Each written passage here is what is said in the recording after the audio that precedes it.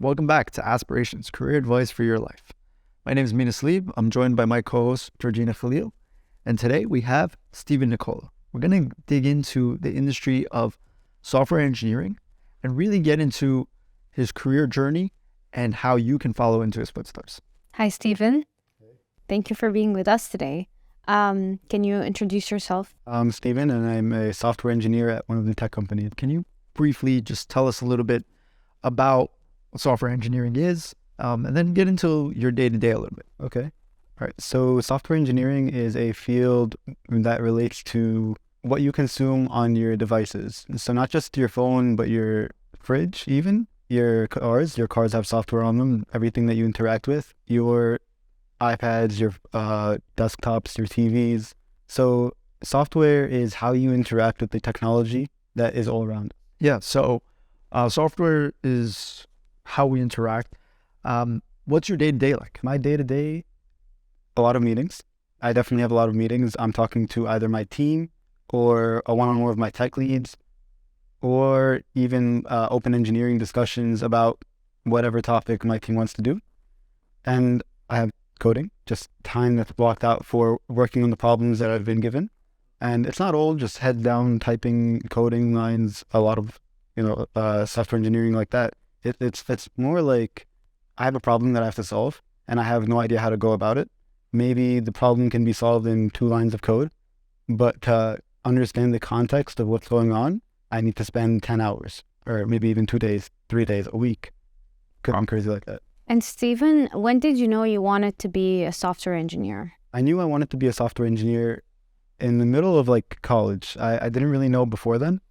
Actually, the first coding class I took was in college, my freshman year. And so the idea that you have to be a prodigy or you have to code before you even get to college to be competitive with these people is not true. So the first coding class I took was in college, and then I wanted to know, hey, what does a career with coding even look like? And so the first thing you search up, hey, coding jobs, software engineering hits you right away. Software engineering, another word for it might be software developer, even though people like to not call themselves developers for some reason. It doesn't matter. So I figured it out in sophomore year, but I didn't do anything about it until junior year came around and I started looking for an internship. And I realized in junior year, I only have 1 summer left before I graduate college. And when I graduate college, I'll need a job, not an internship. So I went straight for the internship in junior year, and I was really lucky to get an internship. And then during my senior year, I went ahead and I looked for a full-time position. Interesting. And how many years did you have to study to take your bachelor's? I studied for 4 years. And you study for 4 years, you get your bachelor's, and you can head out and get a job. But there's a lot of paths you can take to get into the career of software engineering. It doesn't necessarily have to be a 4-year bachelor and then, get out there and start working. It could be, some people go the route of, 2-year associate and then get out there and start working, which I don't exactly recommend. A lot of this field is becoming very competitive. So whatever you can do to make yourself stand out from the competition, you should do. So some people go the route and take a master's. Now, that I recommend for specific cases. Let's say you want to do some work on bleeding edge technology, AI, machine learning. You could do a master's in AI and machine learning or computer science specific topics. Some people go for PhDs, which if you end up going for a PhD, you're typically not going to end up being a software engineer. You're probably going to stay in academia or, go back to teaching something or do some research. How long would a PhD take? Typical PhDs, I think they take 8 years. Wow. Or 6 years. It's a normal PhD. I'm not going to get one. I went bachelor route. But I think what's important to mention, there's also another route which a lot of people don't really look at, is the bootcamp route. And I only recommend bootcamp route when you're transitioning careers from something, tech adjacent. All right. How long is a bootcamp? It depends. So boot camps are all over the place, and there isn't really much authority on what boot camps are great or what boot camps you should take to get a job. So I think boot camps are shaky, and you should only do them if you really don't want to get back into school. You don't want to do the 4-year degree. You already have some kind of qualification that can set you apart from another person trying to become a software engineer. Yeah, that makes sense. And do you think there's a demand for this job? There's a lot of demand for this job. So software, like I said, was how you interact with the technology all around us, and that's only growing. And so the field itself is also growing. Tech companies are very profitable, and most companies that end up using tech end up becoming very profitable.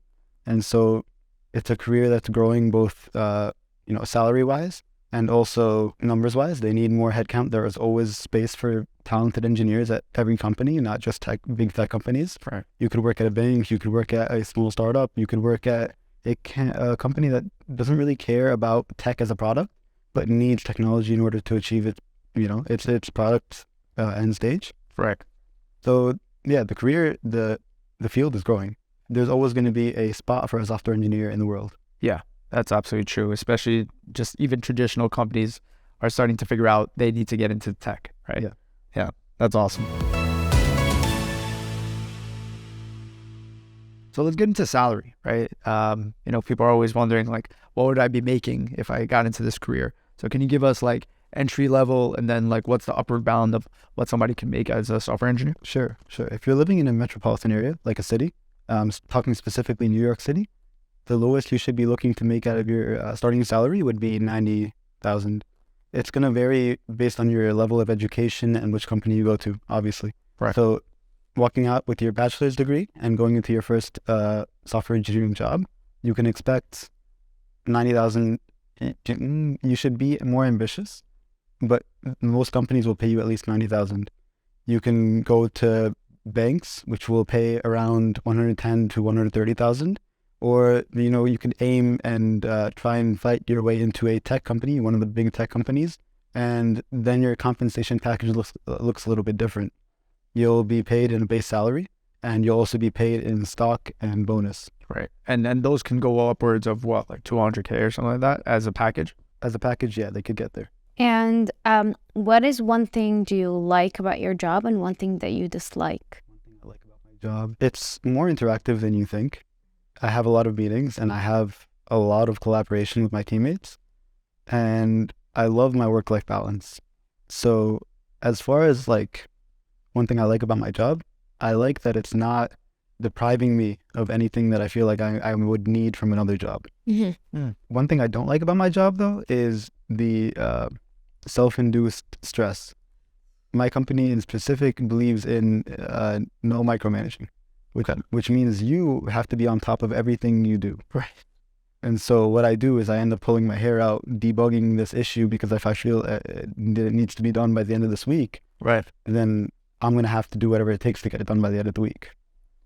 So self-induced stress is, again, a self-problem. You have to work that out yourself. And sometimes I find out that my team didn't really care about the project that I've been working on. They're like, you could have taken, another week or something. Really. So one thing I don't like about my job would be, that would be it. That would be self-induced stress. So, but it's cool that you have to really be a self-starter in this position, which is very cool to hear. Maybe. Some other companies don't. Some other companies they do micromanage. Yeah. Oh, interesting. Okay. Good. So it's really company specific. It is. It's team specific, actually. Within these large companies, you'll have hundreds of teams. Right. So really just it depends on your manager. Okay. Good to know. And one of the last questions is, how do you think a software engineer can serve God through their career? If any. They can't. They cannot. They can, but they typically don't. Okay. Tell us more. So if it's your career and your company is employing you because they believe you have monetary value, you're usually not going to be serving towards a good cause. And a lot of these companies like to be self-benevolent. They say they're great. They're doing amazing work for the world. Something like, Facebook, we organize and we connect. Or TikTok, we entertain. Right. Or YouTube has amazing content on it, right? So these technology companies, they bring out amazing products that we sometimes feel that we couldn't live without. But they also steal our time. They steal our time.